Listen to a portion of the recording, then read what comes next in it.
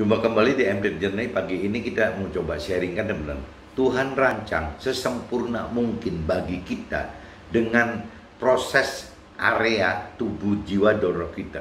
Jadi Tuhan ingin sekali kita sempurna teman-teman, sempurna seperti Tuhan gitu. Tetapi dalam realitanya kan kesempurnaan Tuhan tidak mungkin itu bisa seimbang dengan apa yang kita mampu sempurna. Tapi Tuhan pada prinsipnya dia pengen kita sesempurna mungkin itu. Jadi ini saya kaitkan bagaimana kesempurnaan yang Tuhan harapkan itu terjadi ke dalam 3 unsur di area kita teman-teman sebagai manusia gitu. Jadi ada cerita manusia tubuh kita, ada manusia jiwa kita, dan ada manusia roh kita gitu. Dimana 3 proses area ini ya semua harus dialami teman-teman agar bisa ya sesempurna mungkin menghendaki apa sesuai kehendak dan rancangan Tuhan bagi kita gitu. Nah ini saya coba baca teman-teman di kitab Lukas dulu teman-teman. Kitab Lukas pasal 17 ayatnya 11 sampai 19. Coba teman-teman baca. Di sini ceritanya ke 10 orang kusta teman-teman. 10 orang kusta. Dalam perjalanannya ke Yerusalem, Yesus menyusur perbatasan Samaria dan Galilea gitu. Ketika ia memasuki suatu desa, datanglah 10 orang kusta menemui dia.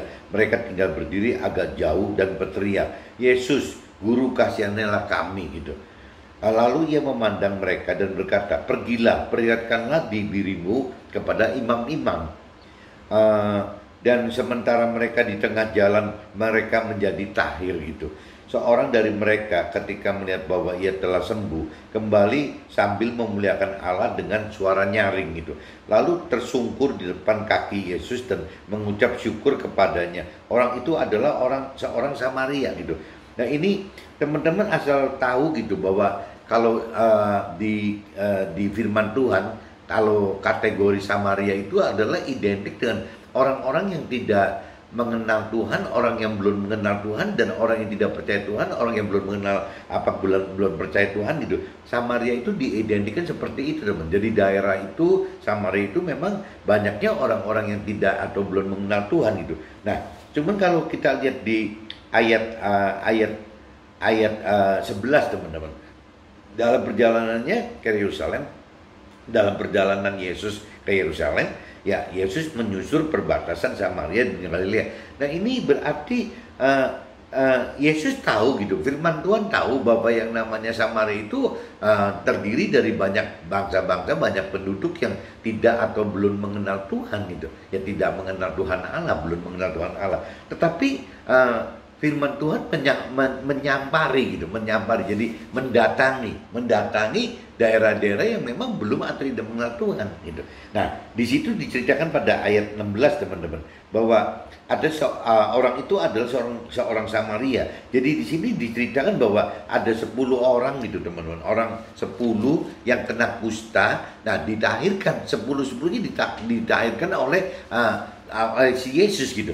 Tetapi yang kembali mengucapkan terima kasih cuma 1 orang saja teman-teman. Dan yang konyol yang kembali itu adalah orang Samaria tersebut gitu. Orang yang tidak atau belum mengenal Tuhan Allah gitu, malah yang mengucapkan terima kasih gitu. Nah lalu Yesus berkata, bukankah ke-10 orang tadi semuanya telah menjadi tahir? Nah ini jadi cerita 9+1 teman-teman. 9 orang itu adalah orang yang sudah orang Yahudi yang diidentikan dengan orang yang sudah mengerti akan Tuhan gitu. Yang orang yang percaya mengerti akan Tuhan diidentikan seperti itu 9 orang tersebut, dan 1 orang Samaria yang belum dan tidak mengenal akan Tuhan gitu. Nah, cuma di sini Yesus berkata, bukankah 10 orang tadi semuanya telah menjadi tahir gitu. Jadi 10-10-nya semua kena kusta teman-teman. Di manakah yang 9 orang itu? Yang Yesus tanyakan mana gitu 9 orang Yahudi yang sudah mengaku mengenal mengerti akan Tuhan gitu, ya malah nggak balik tadi teman-teman. Yang orang Samaria itu yang belum atau tidak mengenal Tuhan malah kembali yang mengucapkan syukur dan terima kasih gitu. Tidak adakah di antara mereka yang kembali untuk memuliakan Allah selain daripada orang asing ini? Nah, orang Samaria ini dalam kategori Tuhan Allah karena tidak mengerti firman Tuhan, ya disebutnya orang asing teman-teman. Lalu ia berkata kepada orang itu, berdirilah dan pergilah, imanmu telah menyelamatkan engkau. Nah di sini satu bukti teman-teman. Jadi kita jangan sampai menjadi orang yang apa ya, yang hanya punya keyakinan seperti 9 orang tersebut gitu.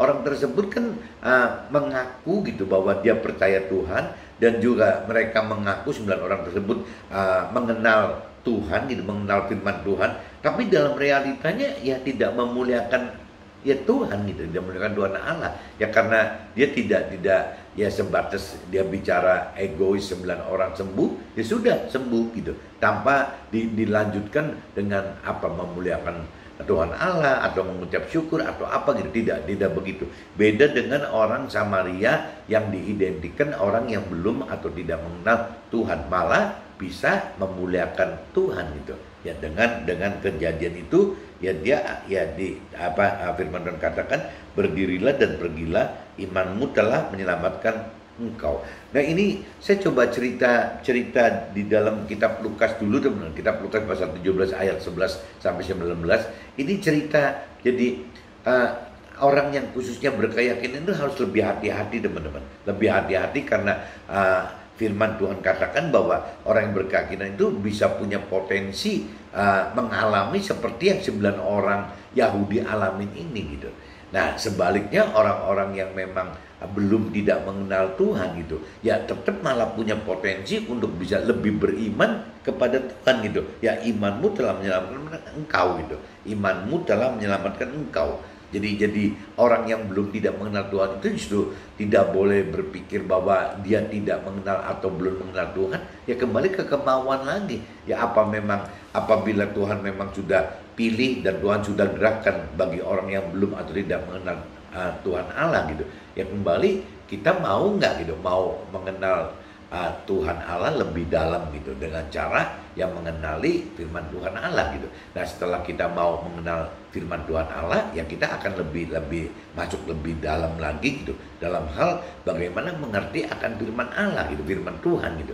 Nah, setelah mengerti firman Tuhan, pasti akan mengerti bahwa di dalam Tuhan itu ada roh Tuhan gitu yang diberikan kepada setiap kita. Nah, waktu sudah mengenal firman Tuhan dan mengenal bahwa firman roh Tuhan itu ada di dalam kita, ya kita harus hidupkan roh kita. Nah, sehingga kita bisa sebagai manusia itu akhirnya kita bisa lebih sempurna. Maksudnya sempurna itu ya kita udah bisa memiliki 3 area dalam diri kita teman-teman, baik area tubuh yang seperti orang dunia tahu gitu, area jiwa juga sama, orang dunia juga tahu bahwa manusia itu ada tubuh dan jiwanya. Dan yang jarang tahu itu bahwa di dalam manusia itu ada roh gitu, ada roh Tuhan yang ditaruh di dalam roh kita. Nah, ini yang orang dunia jarang tahu dong. Cuman ya saya nggak ngerti apakah orang yang keyakinan gitu ya, orang yang punya keyakinan, percaya diri bahwa dia percaya Tuhan dengan pikiran perasaannya sendiri gitu, dengan kehendaknya sendiri, dengan karepnya sekehendak sendiri, dan juga dia mengaku mengenal mengerti firman Tuhan dengan pikiran perasaan sendiri, bukan dari dasar firman itu. Ya apakah orang-orang seperti ini yang justru malah ada potensi malah jadi tidak mengenal Tuhan dengan benar, tidak percaya Tuhan dengan benar teman. Karena semua dipersepsikan dengan sepikiran, perasaan dan kehendak sendiri saja gitu. Nah, ini yang sayang teman-teman. Jadi saya cuma di sini di kitab Lukas 17 11 sampai 19 ini ya bukan hal mustahil apabila Tuhan malah mencari gitu, memilih orang-orang yang tidak mengenal atau belum mengenal Tuhan sama sekali. Itu bukan hal mustahil. Ya ini dibuktikan cerita seorang Samaria itu 1 orang dibanding 9 orang yang sudah mengaku percaya Tuhan, percaya Tuhan, mengenal Tuhan gitu. Itu diumpamakan 9 orang Yahudi itu gitu. Nah, ini satu cerita ya, jadi jangan aneh kalau seperti yang saya alamin itu. Saya baru umur 47 teman-teman. Saya baru terima Tuhan 40 itu, saya baru mau gitu, baru mau mengenal Tuhan loh, umur 40. Jadi usianya sebelum 40 saya benar-benar tidak mengenal Tuhan, belum mengenal Tuhan, tidak mengenal Tuhan gitu. Itu sudah cukup sepuh ya teman-teman, umur 40 gitu. Nah, cuman yang lebih sayang lagi kan kalau sampai misalnya yang dari bayi lahir mengaku percaya Tuhan dan mengenal Tuhan, atau mungkin dari muda gitu, dari SD SMP sudah diterima Tuhan gitu, atau mungkin ya sudah waktu nikah gitu terima Tuhan. Nah ini berlanjut semua kalau sampai seandainya tetap sebelum 40 sudah terima Tuhan, tapi hanya dengan keyakinan diri sendiri pun ya akhirnya sia-sia dan percuma gitu. Seperti cerita 9 orang Yahudi yang belum atau sudah mengaku percaya Tuhan dan mengenal Tuhan itu, tapi akhirnya tidak memuliakan Tuhan apa-apa gitu. Ya lebih baik menjadi orang Samaria gitu yang telat mengenal, mengerti akan Tuhannya, percaya akan Tuhannya, tetapi ya tetap bisa memuliakan Tuhan. Ini di kitab Lukas pasal 17 ayat 11-19 saya udah bacakan ini teman-teman. Nah coba saya cross check teman-teman dengan kitab Roma teman, kitab Roma 8 teman-teman. Coba teman-teman cari kitab Roma 8 ayatnya 18 sampai 30 teman-teman. Ayat 18 sampai 30. Nah ini saya coba bacakan teman-teman. Kitab Roma pasal 8 teman-teman, 18 sampai 30. Judul perikopnya teman-teman, pengharapan anak-anak Allah, itu judulnya, itu pengharapan anak-anak Allah. Sebab aku yakin bahwa penderitaan zaman sekarang ini tidak dapat dibandingkan dengan kemuliaan yang akan dinyatakan kepada kita gitu. Sebab dengan sangat rindu seluruh makhluk menantikan saat anak-anak Allah dinyatakan, karena seluruh makhluk telah ditaklukkan kepada kesia-siaan, bukan oleh kehendaknya sendiri tetapi oleh kehendak Dia yang telah menaklukkannya gitu. Tetapi dalam pengharapan, karena makhluk itu sendiri juga akan dimerdekakan dari perbudakan kebinasaan dan masuk ke dalam kemerdekaan kemuliaan anak-anak Allah. Sebab kita tahu bahwa sampai sekarang segala makhluk sama-sama mengeluh dan sama-sama merasa sakit bersalin. Dan bukan hanya mereka saja, tetapi kita yang telah menerima karunia sulung roh, kita juga mengeluh dalam hati kita sambil menantikan pengangkatan sebagai anak, yaitu pembebasan tubuh kita gitu. Sebab kita diselamatkan dalam pengharapan, tetapi pengharapan yang dilihat, bukan pengharapan lagi. Jadi di sini dipertajam teman-teman. Sebab kita diselamatkan dalam pengharapan, tetapi pengharapan yang dilihat bukan pengharapan lagi. Sebab bagaimana orang masih mengharapkan apa yang dilihatnya gitu. Tetapi jika kita mengharapkan apa yang tidak kita lihat, kita menantikannya dengan tekun gitu. Demikian juga roh membantu kita dalam kelemahan kita. Sebab kita tidak tahu bagaimana sebenarnya harus berdoa. Tetapi roh sendiri berdoa untuk kita kepada Allah dengan keluhan-keluhan yang tidak terucapkan gitu. Dan Allah yang menyelidiki hati nurani mengetahui maksud roh itu, yaitu bahwa Ia sesuai dengan kehendak Allah berdoa untuk orang-orang kudus. Nah, ketika tahu sekarang bahwa Allah turut bekerja dalam segala sesuatu untuk mendatangkan kebaikan bagi mereka yang mengasihi Dia, yaitu bagi mereka yang terpanggil sesuai dengan rencana Allah gitu. Sebab semua orang yang dipilihnya dari semula, mereka juga ditentukannya dari semula untuk menjadi serupa dengan gambaran anaknya, supaya ia anak-anaknya itu menjadi yang sulung di antara banyak saudara gitu. Dan mereka ditentukan dari semula, mereka juga dipanggilnya, dan mereka itu juga dibenarkan, dan mereka dibenarkannya, mereka juga dimuliakannya gitu. Nah ini kitab Roma pasal 8 ayat 18-30 ini terkait teman-teman. Kalau bagi saya itu terkait dengan cerita di kitab Lukas 17, 11, 19. Jadi bagaimana bisa aja Tuhan memilih gitu orang-orang yang belum atau tidak mengenal Tuhan sama sekali gitu. Orang yang tidak atau belum percaya Tuhan sama sekali. Bisa aja itu bukan hal yang mustahil teman-teman. Nah ini dikaitkan lagi ya seperti ini gitu yang cerita di kitab Roma 8, 18-30 itu ceritanya seperti itu teman-teman. Nah ini juga cerita penderitaan zaman sekarang ini. Jadi di sini dinyatakan bahwa apabila kita mau mengenal Tuhan, mau mengenal firman Tuhan, dan kita mau mengerti gitu, mau dan mampu mengerti firman Tuhan, dan kita mau dan mampu melakukan firman Tuhan. Ini semua ujung-ujungnya teman-teman tidak lari daripada ya di firman katakan di ayat 18 itu kita akan menghadapi penderitaan teman-teman. Ya, sebab aku yakin bahwa penderitaan zaman sekarang ini tidak dapat dibandingkan dengan kemuliaan yang akan dinyatakan kepada kita.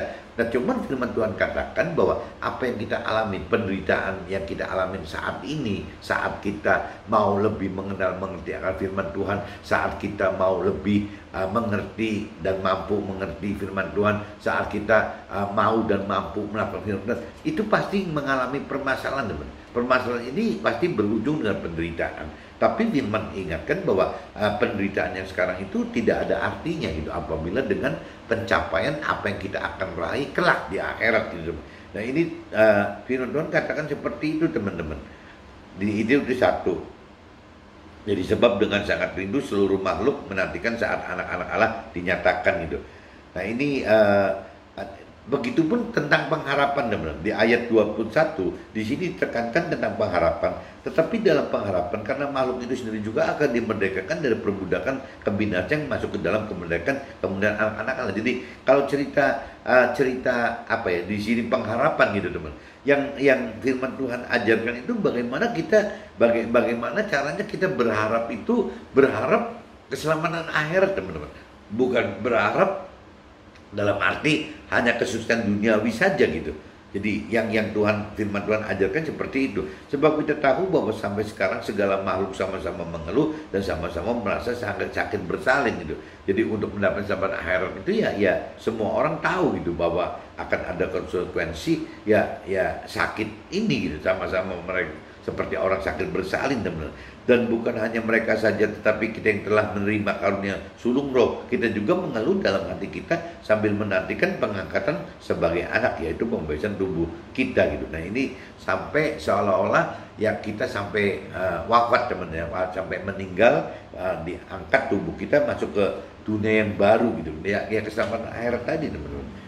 Nah di sini tekankan, teman-teman, di ayat 24-nya, sebab kita diselamatkan dalam pengharapan. Jadi apa yang kita inginkan itu adalah ya kuncinya ya iman, pengharapan dan kasih itu, teman-teman. Jadi bagaimana kita hidup itu dengan pengharapan gitu, ya sesuai dengan apa yang Tuhan janjikan bagi kita gitu. Itu jelas gitu. Nah untuk seperti apa kita masuk ke dalam pengharapan ini, ya kita harus bisa beriman gitu. Kita harus memiliki iman, percaya kepada Tuhan, apa yang Tuhan janjikan itu, dan kita juga berharap akan mendapatkan sesuatu keselamatan akhirat yang kekal gitu, dengan cara yang melakukan firman Tuhan, dengan cara kasih gitu, mengasihi Tuhan adalah bagaimana melakukan firman Tuhan. Nah ini kurang lebihnya begitu, teman-teman. Jadi melakukan firman Tuhan itu pasti ada konsekuensi, permasalahan dan penderitaan. Cuman itu tidak ada artinya kalau dibanding dengan keselamatan yang akan kita terima kelak di alam akhirat nanti gitu. Nah ini saya coba masuk, teman-teman, ke dalam sharing saya gitu.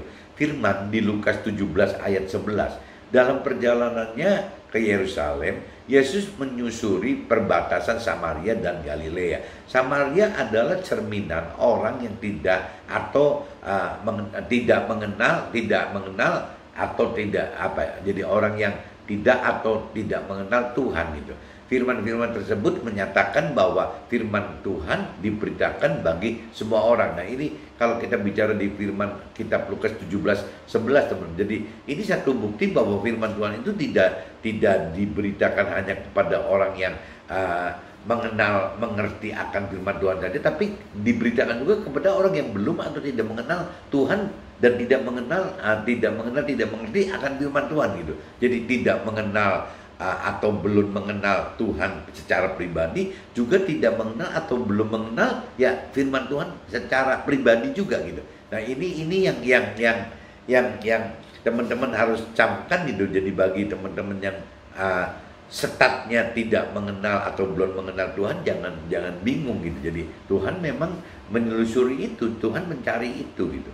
Bukan jaminan orang yang sudah berkeyakinan, percaya dan mengaku mengerti firman Tuhan akan terus meningkatkan iman, percaya dan mendalami firman Tuhan. Orang-orang yang berkeyakinan atau percaya diri ini saja, jika percaya diri, jika Tuhan pasti sudah selamatkan mereka oleh karena janji-janji firman-Nya tanpa harus melakukan firman-Nya. Ini adalah pengertian yang salah. Jadi banyak orang yang punya keyakinan teman-teman bahwa dengan sudah percaya Tuhan, sudah mengerti Tuhan dengan pikiran perasaan sendiri, akhirnya ditangkap pengertian bahwa Tuhan itu apabila kita percaya Tuhan, apabila kita sudah mengaku bahwa ada firman Tuhan yang bisa menyelamatkan gitu, ada Tuhan yang bisa menyelamatkan, akhirnya cukup tidak ngapa-ngapain gitu. Nah ini yang konyol teman-teman. Jadi firman Tuhan katakan bahwa tidak cuma orang yang mengerti akan firman Tuhan saja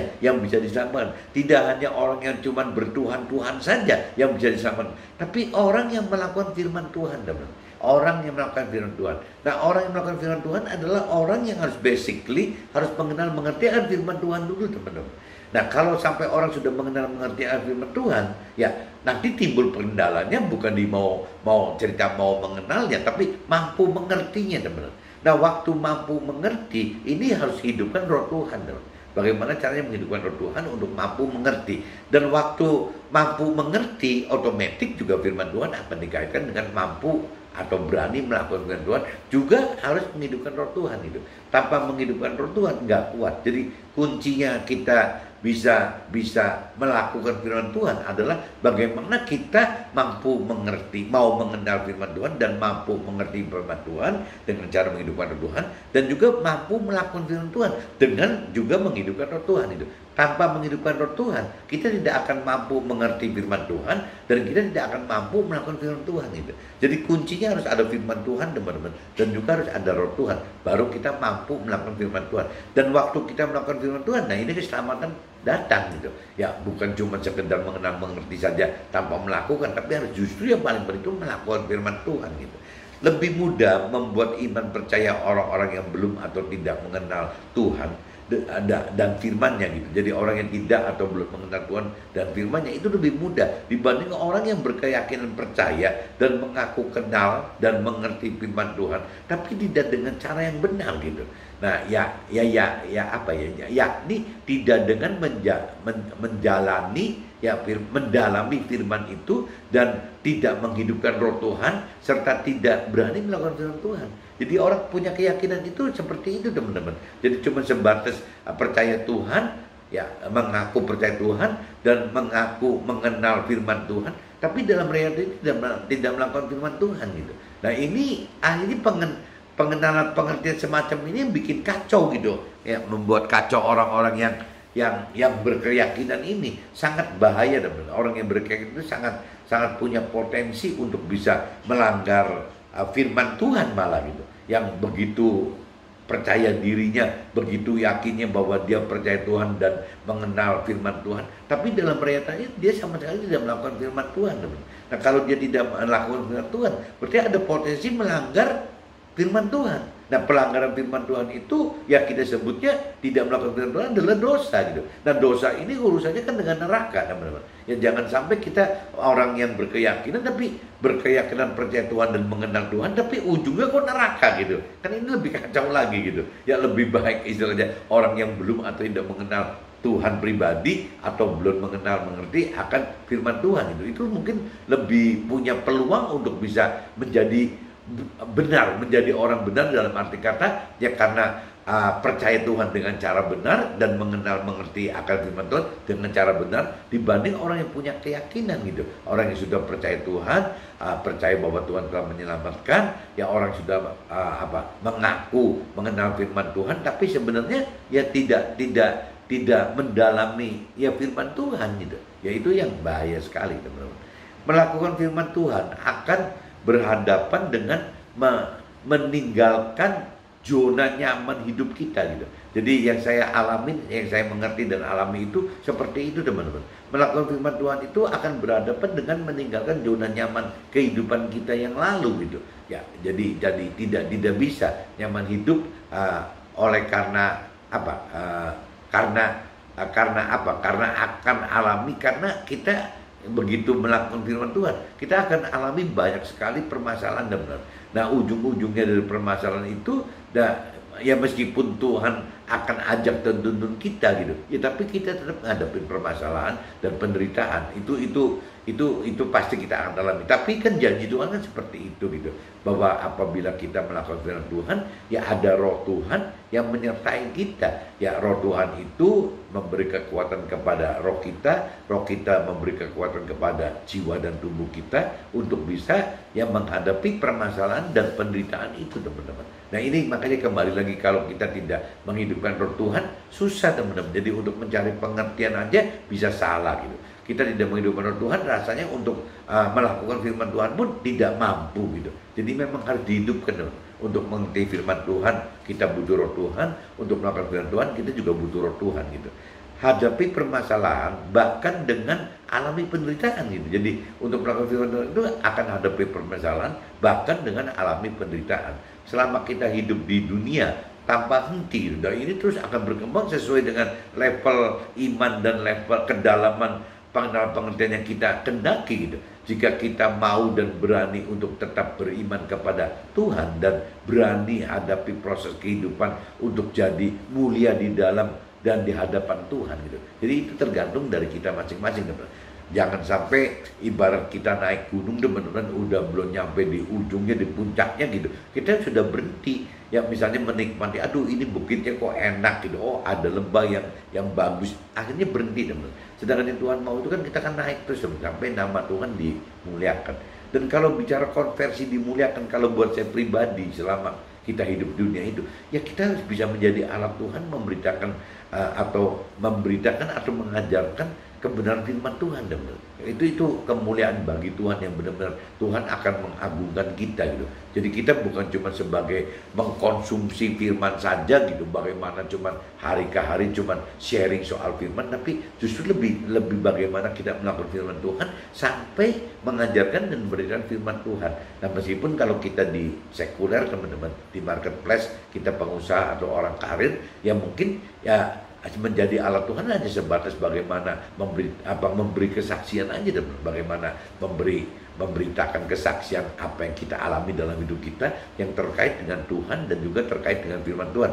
Jadi nggak bisa yang memberikan kesaksian itu dalam bentuk tanpa dukungan, tanpa dasar gitu dari apa yang terjadi di firman Tuhan. Nanti akhirnya jadi nggak ada bedanya seperti orang sedang mencurahkan isi hati, seperti orang curhat gitu. Yang namanya kesaksian itu kan bukan curhat, teman. Kesaksian itu adalah apa yang kita alami hidup bersama Tuhan gitu, bersama dengan firman Tuhan. Jadi firman Tuhan itu akhirnya menjadi satu pembelajaran buat teman-teman kita, buat sesama kita, bahwa melalui hidup kita itu firman Tuhan terjadi gitu. Jadi apa yang kita alami dalam hidup itu adalah cerita firman yang nyata yang terjadi dalam hidup kita. Nah itu lebih penting, teman, lebih penting daripada teori-teori rohani gitu. Karena apa yang kita alami itu adalah yang sudah memang benar-benar nyata kita alami, di mana kenyataan yang kita alami itu diceritakan kepada teman sesama kita yang belum mengalami, teman-teman.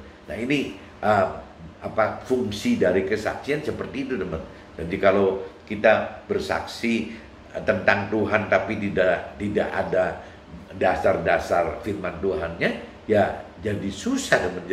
Jadi bagaimana kita mau bicara membesarkan firman Tuhan, memuliakan pribadi Tuhan, itu nggak bisa. Jadi tetap mesti kaitannya dengan firman Tuhan. Nah untuk bisa kaitan firman Tuhan, ya kita balik lagi harus mendalami pengenalan pengertian firman Tuhan dan harus berani melakukan firman Tuhan. Baru apa yang Tuhan maksud itu, apa yang firman Tuhan maksud itu terjadi, teman. Kita menjadi jadi alat Tuhan dalam hal ya menjadi firman yang hidup gitu.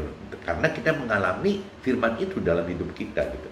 Tuhan menginginkan kita sesempurna mungkin. Tuhan jelas menginginkan sesempurna mungkin. Tuhan jelas sempurna gitu. Nah, tapi kita sayangnya untuk mencapai kesempurnaan seperti ya Tuhan gitu ya, Tuhan Allah nggak mungkin bisa. Jadi tapi jelas Tuhan menginginkan kita sesempurna mungkin, teman-teman. baik di area tubuh dan jiwa serta roh. Nah, ini yang tadi saya katakan dari awal, banyak orang yang kurang mengenal mengerti akan ini teman-teman, bahwa di dalam manusia itu ada unsur Tuhan ingin sempurna dalam area tubuh kita, Tuhan juga pengen sempurna dalam area jiwa kita, dan Tuhan juga pengen sempurna dalam area roh kita. Nah, sedangkan di dunia ini pada umumnya orang hanya mengenal ya tubuh dan jiwa saja teman-teman. Jarang sekali orang mengenal roh gitu. Nah, kalau kita benar-benar sudah mengalami hal-hal seperti ini, ya ini salah satunya bagaimana kita bersaksi itu ke teman-teman, ke sesama kita, ya bahwa kita akan bersaksi bahwa di dalam manusia itu tidak cuma ada tubuh dan jiwa saja, tapi di dalam manusia itu ada tubuh, jiwa, dan roh gitu. Justru roh ini adalah apa, jantungnya, mesinnya gitu, yang menggerakkan jiwa dan tubuh teman-teman. Tapi kalau roh kita tidak hidup gitu teman, roh kita tidak hidup karena tidak ada roh Tuhan di dalam kita gitu. Roh kita tidak hidup karena tidak mengenal mengerti akan firman Tuhan. Tapi apabila kita mengenal mengerti akan firman Tuhan dan dihidupkan roh Tuhan di dalam roh kita, ya firman ini akan hidup teman-teman. Firman ini akan menjadi hidup, ya firman ini akan menjadi yang menghasilkan ya kekuatan roh tadi gitu. Ya di area roh kita jadi hidup gitu. Nah, roh kita hidup, akhirnya roh kita yang akan mengarahkan, akan menjalankan gitu ya jiwa dan tubuh kita. Tapi kalau tanpa roh teman-teman, tanpa roh, yang hidup itu cuma jiwa kita dan tubuh kita. Nah, kalau tanpa dasar roh gitu, tanpa dasar firman Tuhan, tanpa dasar roh Tuhan, ya akhirnya manusia hidup hanya dari pikiran, perasaan, kehendak sendiri. Nah, akhirnya jiwanya yang mengatur ke tubuh ya sesuai orang-orang duniawi saja teman-teman. Ini yang salah kaprah kan di sini gitu. Seharusnya kan kalau kita punya unsur roh yang dihidupkan, unsur roh ini yang coba nanti mengendalikan jiwa dan tubuh kita. Nah, waktu roh ini lebih hidup ya pasti roh akan masuk ke dalam pola-pola melakukan firman Tuhan gitu. Ya, pola-pola melakukan firman Tuhan karena mengenal mengerti akan firman Tuhan dan juga mampu melakukan firman Tuhan. Jadi kuncinya gitu teman-teman. Jadi Tuhan pengen sekali kita lebih sempurna dengan arti kata bagaimana tubuh kita sempurna, bagaimana jiwa kita sempurna, dan bagaimana roh kita sempurna dengan alami proses kenal dan mengerti gitu, kenal dan mampu mengerti serta melakukan firman Tuhan ya, dengan konsekuensi dalam menjalani ini akan mengalami ya banyak permasalahan yang berujung ke penderitaan gitu, penderitaan hal-hal duniawi ya demi ya kembali lagi mendapatkan keselamatan akhirat teman-teman. Jadi kurang lebih begitu teman-teman. Jadi Tuhan yang di tema itu Tuhan rancangkan sesempurna mungkin ya untuk kita gitu ya, bagaimana supaya dari sisi tubuh jiwa roh kita itu ya benar. Nah, apabila dari sisi tubuh jiwa roh kita benar, ya pasti Tuhan akan sangat dimuliakan gitu di dalam hidup kita gitu. Ini jelas. Dan kita juga dapat imbalan, ya kita bisa diagungkan oleh Tuhan gitu. Bukan diagungkan manusia, tapi kita bisa diagungkan oleh Tuhan gitu. Ini kurang lebihnya gitu teman. Jadi bagaimana Tuhan untuk bisa membuat kita sempurna itu, ya Tuhan ingin benahin kita gitu. Bagaimana supaya tubuh kita sesempurna mungkin, bagaimana jiwa kita sesempurna mungkin, dan bagaimana roh kita sesempurna mungkin. Banyak firman lain yang mengatakan bahwa lahir batinnya, maksudnya kesempurnaan itu bukan cuma di lahir aja, tapi yang utama itu justru di batin. Nah, batin ini kalau saya pecah itu jadi lahir batin itu bukan cuma dua teman-teman, bukan cuma lahir dan batin, saya tapi pecahkan menjadi tiga teman-teman. Yang bentuknya itu ada tubuh, jiwa, dan ada roh gitu. Jadi ada tiga.